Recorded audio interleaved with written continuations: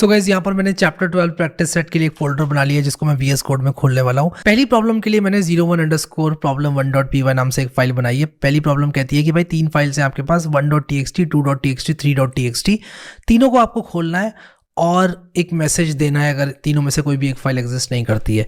तो मैं कहूँगा विद ओपन और मैं यहाँ पर लिखूँगा 1.txt और मैं रीड मोड में खोलता हूँ और मैं यहाँ पर सिंपली क्या करूँगा, प्रिंट कर दूंगा f.read। ठीक है, बड़ा सिंपल सा मैंने यहाँ पर लिखा हुआ है, इसको एज एफ करूँगा और सेम चीज़ मैं करूँगा 2.txt के लिए एंड सेम चीज़ करूँगा मैं 3.txt के लिए। और अगर इन दोनों में से कोई भी फाइल एग्जिस्ट नहीं करती है तो मैं क्या करूँगा कि एक ट्राई एक्सेप्ट लिखूंगा। अब आप देखो यहाँ पर मैंने जैसे ही इसको रन किया एरर आ गया, लेकिन मुझे एरर नहीं चाहिए तो मैं क्या करूँगा, इस चीज़ को ट्राई में रैप करूँगा। तो मैं VS कोड की मल्टी कर्सर फंक्शनैलिटी यूज़ करूँगा, ट्राई लिखूँगा, ठीक है। फिर कुछ इस तरह से मैं इसको अंदर ले लूँगा, एंड लिखूँगा और मैं फिर से एंड दबाकर कुछ इस तरह से लिखूँगा। तो मैंने यहाँ पर क्या किया, ट्राई का इस्तेमाल किया।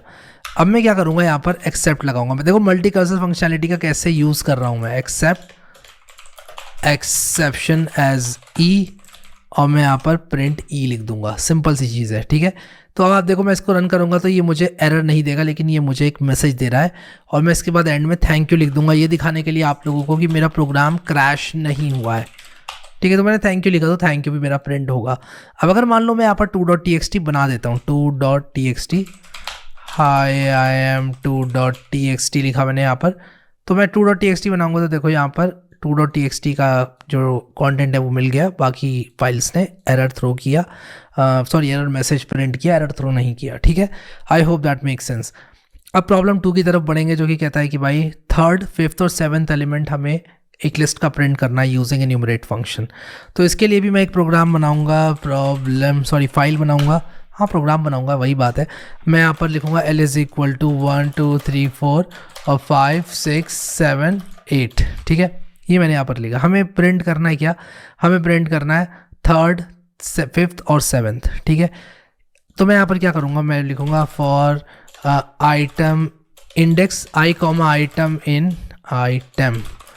इन एन्यूमरेट ऑफ L और मैं यहाँ पर क्या करूँगा कि लिखूँगा if I is equal to. अब आप देखो यहाँ पर गलती ये मत करना, 3rd एलिमेंट कौन सा है, ये है, इसकी इंडेक्स कौन सी होगी, 2 होगी, 2 और I इक्वल्स टू 4 और I इक्वल्स टू 6, ठीक है। आपको ये लिखना है I equals to 2, I equals to 4 और I इक्वल्स टू 6। यानी कि अगर I की वैल्यू यहाँ पर 3 5 7 यानी कि 2, इंडेक्स की वैल्यू 2 4 और 6, तो इंडेक्स की वैल्यू 2 4 या 6 है, तब आप प्रिंट कर दोगे क्या, आइटम, ठीक है, वरना आप प्रिंट नहीं करोगे आइटम। तो मैं इसको रन करूंगा और आप देखो 3 5 और 7 यहाँ पर प्रिंट हो गया, 3rd 5th और 7th एलिमेंट। अगला क्वेश्चन कह रहा है लिस्ट कॉम्प्रिहेंशन बनाओ जो कि मल्टीप्लिकेशन टेबल एक नंबर की प्रिंट करेगी। तो बहुत ही सिंपल सी प्रॉब्लम है, ये प्रॉब्लम बहुत सिंपल है और मैंने एट दी एंड इसको इसलिए मैंने इंक्लूड किया है ताकि आप लोगों के लिए आप इन्जॉय करो, मतलब फाइनली जब हम रैप कर रहे हो कोड्स को तो आप इन्जॉय करो, फिर प्रोजेक्ट्स आएंगे मस्त मस्त।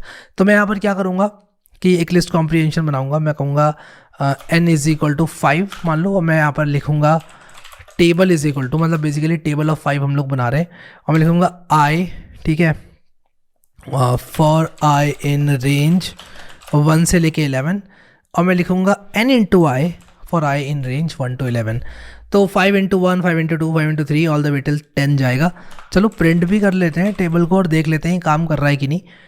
और आप देखो यहाँ पर 5 10 15 20 25 और कोई दूसरा नंबर भी लगा के देख लेते हैं, 3 लगा के देख लेते हैं, इसकी टेबल भी प्रिंट हो जाएगी। And the best thing that you can do is आप यहाँ पे int input enter a number ऐसे कर सकते हो और ये आप करोगे तो आप देखो यहाँ पर अगर आपने 6 डाला 6 की टेबल आएगी, अगर आपने 7 डाला 7 की टेबल आएगी, 9 एंड सो ऑन। आप कोई भी टेबल प्रिंट कर सकते हो, वो आपको 9 10 या 90 तक प्रिंट करके देगी, विच इज़ अमेजिंग। अगला क्वेश्चन हमसे कहता है write a program to display A by B where A and B are integers. If B is 0, display infinite by handling the zero division error. समझे कितना इंटरेस्टिंग प्रॉब्लम है। तो हमें यहाँ पर करना क्या है, हमने ऑलरेडी ऐसा प्रोग्राम बनाया है बाय द वे, जस्ट अगर आप लोगों को याद हो तो प्रॉब्लम 4.py। तो मैं यहाँ पर क्या करूँगा, सबसे पहले ट्राई लगाऊंगा और मैं यहाँ पर लिखूँगा कि A is equal to int of input enter A, फिर सेम चीज़ मैं करूँगा B के लिए, मैं कहूँगा एंटर बी, और इसके बाद मैं यहाँ पर क्या करूँगा, मैं कहूँगा एक्सेप्ट और एक्सेप्शन एज ई, और मैं यहाँ पर एक्सेप्शन ना लिखकर वैल्यू एरर लिखूँगा एज वी, और मैं यहाँ पर क्या करूँगा, प्रिंट कर दूँगा इनफाइनाइट। सॉरी, हमें ज़ीरो डिवीजन एरर को करना है हैंडल, और मैं यहाँ पर क्या करूँगा, प्रिंट करूँगा इनफाइनाइट। तो अगर मैं इसको रन करूँ, ए की वैल्यू मान लो तो मैं 4, बी की वैल्यू 0 दूँ, तो यहाँ पर कुछ नहीं हुआ, there is something wrong. Okay, तो मैंने यहाँ पर प्रिंट नहीं किया ए बाई बी, तो मुझे ए बाई बी को प्रिंट करना पड़ेगा in order to produce this error, और आप देखो यहाँ पर इनफाइनाइट आ गया। तो अगर मैं कोई वैलिड नंबर दूँ जिसका ए बाई बी एग्जिस्ट करता हो, तो देखो वो वैल्यू आ गई, 3/6 is 1/2 which is 0.5। All right, awesome. Next question please. Store the multiplication tables generated in problem 3 in a file called tables.txt. Okay, let's do that। और इसके लिए मैं क्या करूँगा कि एक append वाला प्रोग्राम लिखूँगा। देखना अब मैं कितना बढ़िया प्रोग्राम लिखने वाला हूँ इस काम को करने के लिए। तो हमने टेबल जनरेट करी थी, उसको तो ले ही लेते हैं पहले, उसके बाद स्टार्ट करेंगे काम को।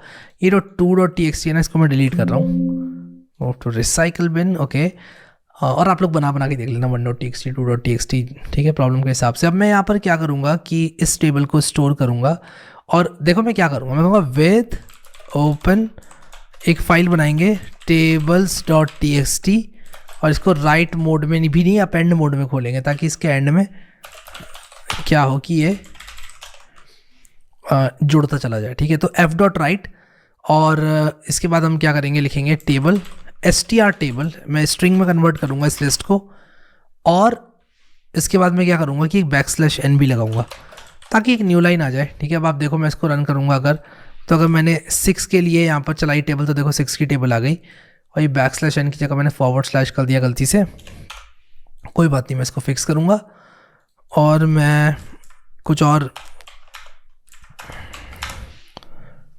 यहाँ पर डाल रहा हूँ टेबल्स, और आप देखो ये टेबल्स जो है इसमें अपेंड होती जा रही हैं, ठीक है। बढ़िया है। मैं एक चीज़ और कर सकता हूँ, बाय द वे आपको दिखाता हूँ कि मैं जब इसको f.write कर रहा हूँ ना, तो मैं इसको f स्ट्रिंग बना सकता हूँ, और मैं कह सकता हूँ str टेबल आ जाए, और यहाँ पर \n आ जाए कुछ इस तरह से, ठीक है, और डबल कोट ऐसे बंद हो जाएगा, और मैं यहाँ पर लिख सकता हूँ टेबल ऑफ n कुछ इस तरह से, और str टेबल \n, ठीक है। तो मान लो मैंने 5 की टेबल लिखी, मैंने 2 की टेबल लिखी, मैंने 22 की भी लिख दी टेबल, ठीक है। मान लो मैंने 22 की भी टेबल लिख दी, तो देखो table of 5, table of 2, table of 22 यहाँ पर आ गया, ठीक है। तो आप किसी भी नंबर की टेबल जो है यहाँ पर लिख सकते हो। एक अगर आपको मजाक ना लगे तो मैं एक बड़ी से नंबर की टेबल भी ऐसे जनरेट कर सकता हूँ। 33234223 की कोई आपसे टेबल पूछे तो आप कह देना मुझे याद है, 33234323 1 जार 33234223, 33234223 2 जार 6646846, 33234223 3 जार 9970269। आप ऐसे सुना सकते हो, बचपन में हम लोग सुनाते थे टेबल, और लोग चौंक जाएंगे, ठीक है। तो कल आपसे अगर कोई 7 की या 17 की टेबल पूछे तो आप उसे 33234223 की टेबल पूछ लेना, ठीक है। खैर मजाक साइड में रखते हैं और थोड़ा सा रिलैक्स करते हैं यार। चैप्टर 12 कंप्लीट हो चुका है, इसके बाद हम चैप्टर 13 की बात करेंगे, और चैप्टर 13 को हम लोग देखेंगे, उसमें भी कुछ एडवांस टॉपिक्स हैं। सो सी यू गाइज इन चैप्टर